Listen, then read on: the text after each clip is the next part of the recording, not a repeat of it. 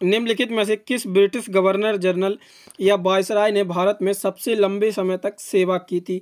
Lord Curzon, Lord Irwin, Lord Dalhousie और Cornwallis. तो भारत में सबसे लंबे समय तक किस ब्रिटिश गवर्नर जनरल या वायसराय ने सेवा की थी? तो इस प्रश्न का जो राइट ऑप्शन होगा वो होगा डलहौजी। डलहौजी ने भारत में सबसे लंबे समय तक भारत में सेवा की थी। डलहौजी के बारे में देखते हैं। डलहौजी ब्रिटिश गवर्नर जनरल या वायसराय सबसे लंबे समय तक सेवा करने वाला था। 1851 में डलहौजी ने भारत में इलेक्ट्रॉनिक टेलीग्राफ सिस्टम की शुरुआत की थी। कलकत्ता में आगरा तक की पहली टेलीग्राफ लाइन 1854 में खोली गई थी, जो 800 मील दूरी तय करती थी। अगला प्रश्न देखते हैं। अगला प्रश्न है, ये प्रैक्टिस सेट दिल्ली पुलिस के प्रैक्टिस सेट कराए जा रहे हैं। पिछले वीडियो में आपका रिस्पॉन्स बहुत बढ़िया था, इसके लिए धन्यवाद। ये Delhi police exam point of view से बहुत ही ज़्यादा इंपॉर्टेंट होने वाले हैं। इसमें हमने दिल्ली पुलिस के previous year question, current affair के क्वेश्चन और स्टैटिक जीके और जो एक्सपेक्टेड क्वेश्चन है वो कवर किए हैं। तो पूरा वीडियो आप लोग बहुत ध्यान से देखें। लास्ट में आपसे एक प्रश्न भी पूछा है, उसका आंसर आप लोग कमेंट बॉक्स में जरूर दें। प्रश्न देखते हैं। केंद्रीय बजट 2022-23 में 60 किलोमीटर लंबी 8 रोपवे परियोजनाओं के निर्माण के लिए एक राष्ट्रीय रोपवे विकास कार्यक्रम की घोषणा की गई है। कार्यक्रम का नाम क्या है? विशिष्ट रास्ते, पर्वतमाला, शिखरमाला, नया मार्ग। तो इस प्रश्न का क्या राइट ऑप्शन होगा? तो वो होगा पर्वतमाला। पर्वतमाला योजना की शुरुआत की गई है, जिसमें 60 किलोमीटर लंबी 8 रोपवे परियोजनाओं का निर्माण होगा। पर्वतमाला योजनाओं के बारे में डिटेल से देखते हैं।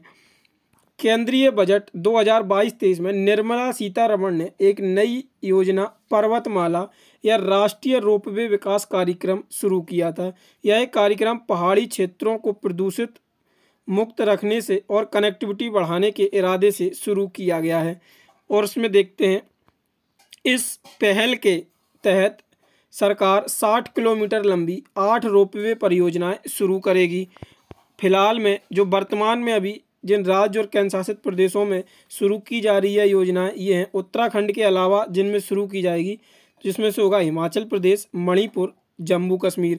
ये 3 राज्य उत्तराखंड के अलावा है जिनमें रोपवे योजनाएं शुरू की जा रही हैं। अगला प्रश्न देखते हैं। अगला प्रश्न है, भारत में मीठे पानी की सबसे बड़ी झील कौन सी है? डल, बूलर, नैनीताल और भीमताल। तो भारत में जो मीठे पानी की सबसे बड़ी झील है तो वो है बूलर झील। बूलर झील के बारे में देखते हैं अब। बूलर झील जम्मू कश्मीर में है। यह विवर्तनिक क्रिया का परिणाम है। यह भारत की सबसे बड़ी मीठे पानी की झील है। बूलर झील जो कि जम्मू कश्मीर में स्थित है और यह विवर्तनिक क्रिया का परिणाम है। भारत की सबसे बड़ी मीठे पानी की यह झील है। अगला प्रश्न देखते हैं। अगला प्रश्न है, भारत के संविधान के निम्नलिखित में से किस संशोधन ने गोवा को राज्य का दर्जा दिया था? 52वां संशोधन, 56वां संशोधन, 59वां संशोधन और 48वां संशोधन। तो इस प्रश्न का जो राइट ऑप्शन होगा वो होगा 56वां संविधान संशोधन के अंतर्गत गोवा को पूर्ण राज्य का दर्जा दिया गया था। अब देखते हैं इसके बारे में थोड़ा डिटेल। भारतीय संविधान के 56वें संविधान संशोधन अधिनियम 1987 ने गोवा को राज्य का दर्जा प्रदान किया और दमन द्वीप को एक नया केंद्र शासित प्रदेश बनाया। इस प्रकार गोवा भारतीय गणराज्य का 25वां राज्य बना था। अगला प्रश्न देखते हैं। अगला प्रश्न है, निम्नलिखित में से किस घटना के परिणाम स्वरूप रविंद्रनाथ टैगोर ने नाइटहुड की उपाधि लौटा दी थी? ककोरी षड्यंत्र, चौरी चौरा कांड, जलियांवाला बाग हत्याकांड और चटगांव विद्रोह। रविंद्रनाथ टैगोर को जो नाइटहुड की उपाधि मिली थी वो उन्होंने क्यों छोड़ दी थी? तो जलियांवाला बाग हत्याकांड से के बाद उन्होंने नाइटहुड की उपाधि छोड़ दी थी। जलियांवाला बाग हत्याकांड के बारे में देखते हैं। अमृतसर नरसंहार, जिसे जलियांवाला बाग नरसंहार भी कहा जाता है, यह 13 अप्रैल 1919 को हुआ था। पंजाब के अमृतसर में जलियांवाला बाग में रॉलेट एक्ट और स्वतंत्रता समर्थक कार्यकर्ताओं सैफुद्दीन किचलू और सत्यपाल की नज़रबंदी का विरोध करने के लिए एक बड़ी शांतिपूर्ण भीड़ जमा हुई थी। वहां पे जनरल डायर ने चारों ओर से एग्जिट बंद करा के वहां पे गोली चलवा दी थी, जिसके बाद रविंद्रनाथ टैगोर ने अपनी नाइटहुड की उपाधि लौटा दी थी। अगला प्रश्न देखते हैं। अगला प्रश्न है, निम्न में से किस जानवर का हृदय 13 कक्षीय होता है? हाथी, मछली, मगरमच्छ और तिलचटे। तो इस प्रश्न का जो राइट ऑप्शन होगा वो होगा ऑप्शन नंबर डी, तिलचट्टे। तिलचट्टे जो जानवर है उसका हृदय 13 कक्षीय होता है। अब यहाँ पे देखते हैं जो तिलचट्टे की परिसंचरण पैटर्न है वो 2 प्रकार के होते हैं, खुला और बंद। अगला प्रश्न देखते हैं। अगला प्रश्न है बीटी कपास है एक संकर पौधा, एक ट्रांसजेनिक पौधा, एक प्राकृतिक पौधा, एक औषधीय पौधा। तो इस प्रश्न का जो राइट ऑप्शन होगा वो एक होगा ट्रांसजेनिक पौधा। बीटी कपास, बीटी कपास जो है वो एक ट्रांसजेनिक पौधा है। ये ट्रांसजेनिक पौधा क्या होता है इसके बारे में देखते हैं। एक ट्रांसजेनिक फसल एक ऐसी फसल है जिसका जीन हेर फेर द्वारा बदल दिया जाता है। इस फसल को आनुवांशिक रूप से संशोधित फसल यानी कि जीएम फसलों के रूप में जाना जाता है। अगला प्रश्न देखते हैं। अगला प्रश्न है सामाजिक कार्यकर्ता शांति देवी, जिन्हें लुगड़ी देवी के नाम से भी जाना जाता था, का जनवरी 2022 में निधन हो गया। उन्हें किस वर्ष पद्मश्री से पुरस्कार से सम्मानित किया गया था? 2018 में, 2019 में, 2020 में, 2021 में।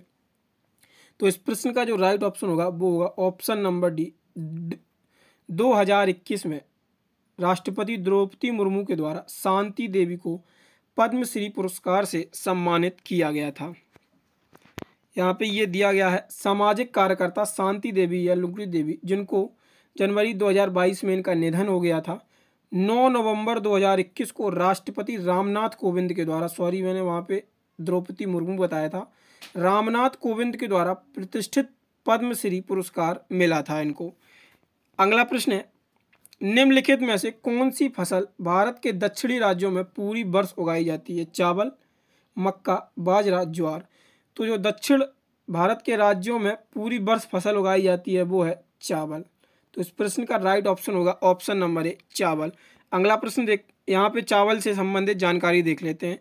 चावल एक खरीफ फसल है। भारत में चावल की खेती अलग अलग ऊंचाइयों और जलवायु के आधार पर देश के अलग अलग हिस्सों में अलग अलग तरीके से की जाती है। वृद्धि के कारक तापमान, वर्षा, मिट्टी के प्रकार और जल की उपलब्धता के हिसाब से चावल की खेती जो की जाती है। चूँकि चावल की खेती जो है वो एक अनुकूल पूर्वी और पश्चिम क्षेत्रों में औसत तापमान पाया जाता है, इसलिए पूरे वर्ष की जाती है। साउथ इंडिया में जो चावल की खेती हर वर्ष होती है उसका कारण यह है कि वहाँ पे पूरे वर्ष जो चावल को तापमान चाहिए होता है वो एक जैसा रहता है, तो इस वजह से वहाँ पे चावल की खेती पूरे साल की जा सकती है आसानी से। अगला प्रश्न देखते हैं। अगला प्रश्न है विश्व प्रेस स्वतंत्रता सूचकांक 2022 में भारत का स्थान क्या था? 148वां, 150वां, 152वां, 154वां। तो इस प्रश्न का जो राइट ऑप्शन होगा वो होगा 150वां। विश्व प्रेस स्वतंत्रता सूचकांक 2022 में भारत का स्थान 150वां रहा था। अब देखते हैं विश्व प्रेस स्वतंत्रता सूचकांक 2022 में भारत का रैंक जो है वो 180 देशों में से ये मिला है 150वां स्थान, और जबकि 2021 में भारत का 142वां स्थान था जो कि 8 अंक गिरकर 150वां हो गया है। नॉर्वे इसमें 2022 के प्रेस स्वतंत्रता सूचकांक में पहले स्थान पर रहा। डेनमार्क को दूसरा स्थान मिला, स्वीडन को तीसरा, एस्टोनिया को चौथा, फिनलैंड को पाँचवां। ये देश हैं जो शीर्ष स्थान पर रहे, और उत्तर कोरिया सूची में सबसे नीचे रहा। अपने पड़ोसी देशों की बात कर लेते हैं। पड़ोसी देश जिसमें नल्ला पाकिस्तान 197वें स्थान पर रहा, श्रीलंका 146वें, बांग्लादेश 162वें, म्यांमार 176वें स्थान पर रहा। अगला प्रश्न देखते हैं। अगला प्रश्न है जब ऑक्सीजन की अनुपस्थिति में श्वास होता है तब इसे डैश श्वासन कहते हैं? आवासीय, रक्तवाही, संकुचित, वायुजीवी। तो इस प्रश्न का जो राइट ऑप्शन होगा वो अव्ययीय श्वासन कहलाता है। अगला प्रश्न देखते हैं। अगला प्रश्न है निम्नलिखित में से किस जीएम फसल को जीईएसी द्वारा व्यावसायिक खेती के लिए अनुमोदित किया गया? सरसों, गेहूं, जौ, गन्ना।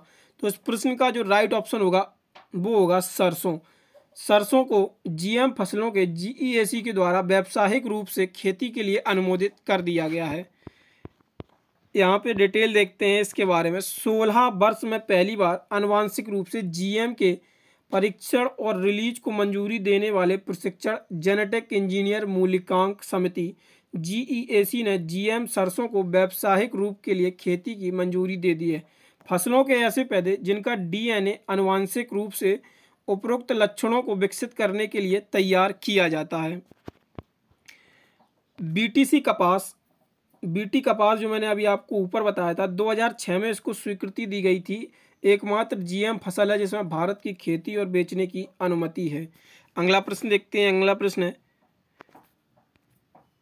द्विध्रुवी तंत्रिका कोशिका में पाई जाती है। तो द्विध्रुवी जो तंत्रिका है वो किस कोशिका में पाई जाती है? Cornea, conjunctiva, retina, lens. तो इस प्रश्न का जो राइट ऑप्शन होगा वो होगा रेटिना।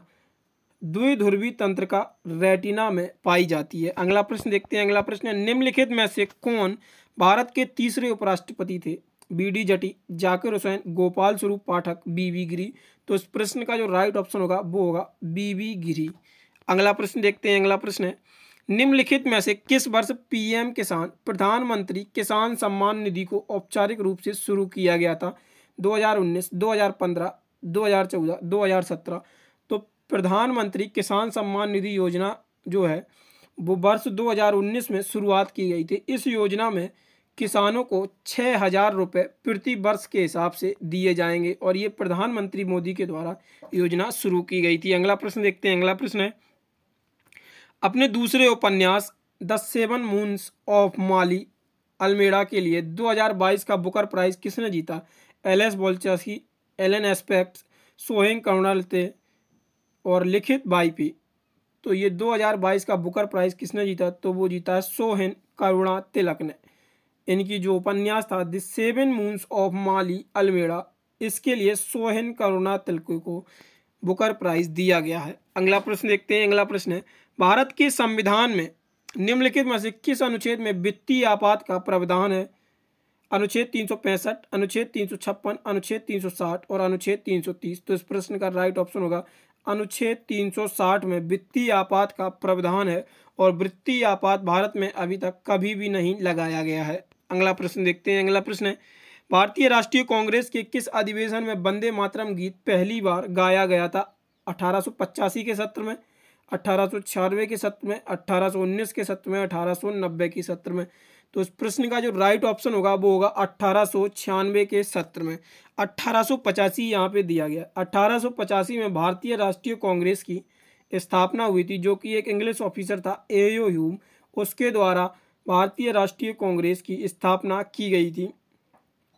भारतीय राष्ट्रीय कांग्रेस की स्थापना एओ ह्यूम के द्वारा की गई थी। इसकी पहली महिला अध्यक्ष जो थी वो एनी बेसेंट थी और पहली भारतीय महिला अध्यक्ष जो थी वो थी सरोजनी नायडू। अगला प्रश्न देखते हैं। अगला प्रश्न है, डैश वह ब्याज दर जिस पर बैंक एलएएफ के तहत पात्र सरकारी प्रभूतियों के संपवार्षिक के खिलाफ बैंकों को चल निधि को अवशोषित करता है? एचडीएफ दर, रिवर्स रेपो रेट, बैंक दर और रेपो रेट। तो इस प्रश्न का राइट ऑप्शन होगा option number B, reverse repo rate. अगला प्रश्न देखते हैं। अगला प्रश्न है, चौखंडी स्तूप किस राज्य या केंद्र शासित प्रदेश में स्थित है? लद्दाख, हिमाचल प्रदेश, कर्नाटक, उत्तर प्रदेश। तो इस प्रश्न का जो राइट ऑप्शन होगा वो होगा उत्तर प्रदेश। चौखंडी स्तूप उत्तर प्रदेश में स्थित है। अगला प्रश्न देखते हैं। अगला प्रश्न है, 1946 में पहली अंतरिम मंत्रिमंडल में डॉक्टर राजेंद्र प्रसाद को किस विभाग का मंत्री बनाया गया था? श्रम, खाद्य और कृषि, संचार, उद्योग और आपूर्ति। तो इस प्रश्न का राइट ऑप्शन होगा खाद्य और कृषि की जो पहली अंतरिम सरकार थी उसमें राजेंद्र प्रसाद को खाद्य एवं कृषि का पद मिला था। अगला प्रश्न देखते हैं। अगला प्रश्न है, निम्नलिखित में से कौन सी नदी अरब सागर में जाकर मिलती है? गंगा, गोदावरी, नर्मदा, ब्रह्मपुत्र। तो इस प्रश्न का राइट ऑप्शन होगा ऑप्शन नंबर सी, नर्मदा। अगर आप लोगों को इम्पोर्टेंट रिवर का वीडियो देखना है तो आप लोग जाके देख सकते हैं, डिस्क्रिप्शन में उसका लिंक दिया होगा। Top 50 questions Indian drainage system पे हमने डिस्कस किए हैं, वो वीडियो बहुत ज़्यादा इंपॉर्टेंट होगा, तो वो लोग आप डिस्क्रिप्शन में उस लिंक से देख सकते हैं उस वीडियो को। अगला प्रश्न देखते हैं। अगला प्रश्न है, किस भारतीय क्रिकेटर ने आईसीसी ओडीआई गेंदबाजी रैंकिंग 2022 में नंबर 1 रैंक हासिल की? मोहम्मद शमी, जसप्रीत बुमराह, रविंद्र जडेजा, अक्षर पटेल। तो इस प्रश्न का राइट ऑप्शन होगा जसप्रीत बुमराह। जसप्रीत बुमराह ने आईसीसी ओडीआई गेंदबाजी 2022 में नंबर 1 रैंकिंग हासिल की थी। अगला प्रश्न देखते हैं, कौन सा त्यौहार सिख नववर्ष की शुरुआत का प्रतीक है और जो 1699 में गुरु गोविंद सिंह के तहत योद्धाओं के खालसा पंथ के गठन की याद दिलाता है? तियान, बैसाखी, लोहड़ी, होल मोहल्ला। तो इस प्रश्न का जो राइट ऑप्शन होगा वो होगा बैसाखी। अगला प्रश्न देखते हैं, और ये प्रश्न वो है जिसका आंसर आप लोगों ने कमेंट बॉक्स में सभी लोगों ने ज़्यादातर सही आंसर दिया था, जो हमने कल के दिल्ली पुलिस के प्रैक्टिस सेट में क्वेश्चन पूछा था। दक्षिण पश्चिमी रेलवे का मुख्यालय कहाँ पर स्थित है? चेन्नई, कोलकाता, हुबली, सिकंदराबाद। तो इस प्रश्न का जो राइट ऑप्शन था वो था कोलकाता। अब देखते हैं आज का प्रश्न, जो कि आप लोगों को कमेंट बॉक्स में इसका आंसर देना है। तो क्वेश्चन है, दिल्ली की पहली महिला मुख्यमंत्री कौन थी? शीला दीक्षित, सुषमा स्वराज, सरोजिनी नायडू, उपरोक्त में से कोई नहीं। इस प्रश्न का आंसर आप लोग हमें कमेंट बॉक्स में देंगे। वीडियो पसंद आती है तो वीडियो को लाइक करें, चैनल पर पहली बार है तो चैनल को सब्सक्राइब करें और अपने दोस्तों के साथ चैनल को ज़रूर साझा करें। अगर आप लोग इन प्रश्नों का ऑनलाइन टेस्ट देना चाहते हैं तो डिस्क्रिप्शन में वेबसाइट का लिंक दिया हुआ है, वहां से आप लोग इन प्रश्नों का ऑनलाइन टेस्ट भी दे सकते हैं।